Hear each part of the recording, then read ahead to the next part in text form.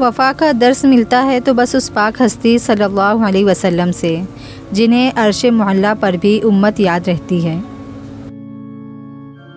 فرمان مصطفیٰ صلی اللہ علیہ وسلم، مظلوم کی بددعا سے بچ کہ وہ اللہ تعالیٰ سے اپنا حق مانگے گا، اور کسی حق والے کے حق سے اللہ عز و جل منع نہیں کرے گا۔ فرمان مصطفیٰ صلی اللہ علیہ وسلم، اے ابو ذر، جب شوربہ پکاؤ تو اس کا پانی زیادہ کرو اور اپنے پڑوسیوں کا خیال رکھو۔ ایک بہت گندی روایت ہمارے یہاں پائی جاتی ہے، اگر کوئی انسان اپنے برے اعمال کو چھوڑ کر نیک کاموں میں آگے بڑھنا چاہتا ہے تو ہم لوگ اس کا ماضی اٹھا کر اس کے منہ پر مار دیتے ہیں۔ فرمان مصطفیٰ صلی اللہ علیہ وسلم، بہادر وہ نہیں جو پہلوان ہو اور دوسرے کو پچھاڑ دے، بلکہ بہادر وہ ہے جو غصے کے وقت خود کو قابو میں رکھے۔ فرمان مصطفیٰ صلی اللہ علیہ وسلم، سن لو، انسان کے جرم کا وبال اسی پر ہے۔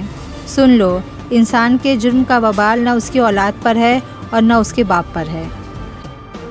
کسی چلچلاتی دوپہر میں قبرستان جا کر مشہور و معروف لوگوں کی گرد آلود قبریں دیکھیے، شہرت کا بھوت سر سے اتر جائے گا۔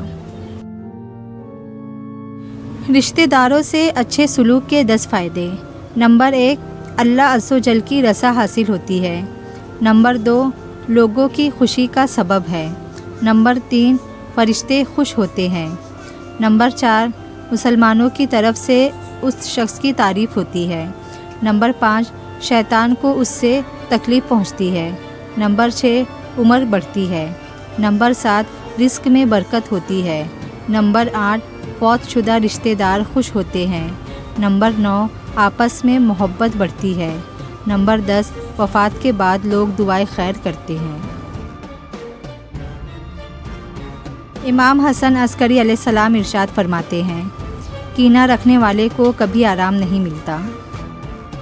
فرمان مصطفیٰ صلی اللہ علیہ وسلم، والدین کا نافرمان، شراب کا عادی اور چغل خور جنت میں داخل نہ ہوں گے۔ ہر وہ چیز جس سے آپ کا دل مطمئن نہ ہو اس پر کبھی بھروسہ نہ کرنا، کیونکہ دل آنکھ سے بہتر دیکھتا ہے۔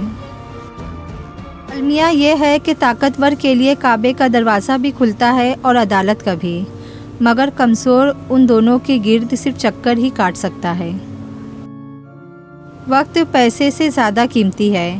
آپ پیسہ کسی بھی وقت حاصل کر سکتے ہیں، لیکن وقت ایک دفعہ ہاتھ سے نکل جانے کے بعد دوبارہ نہیں مل سکتا۔ اگر آپ پہلی ٹھوکر سے سنبھلنا نہیں سیکھتے تو پھر آپ دوسری ٹھوکر کے مستحق ہیں۔ شوگر کی بیماری اتنی بڑھ گئی ہے کہ لوگ میٹھا کھانا پینا تو کیا، میٹھا بولنا بھی چھوڑ گئے ہیں۔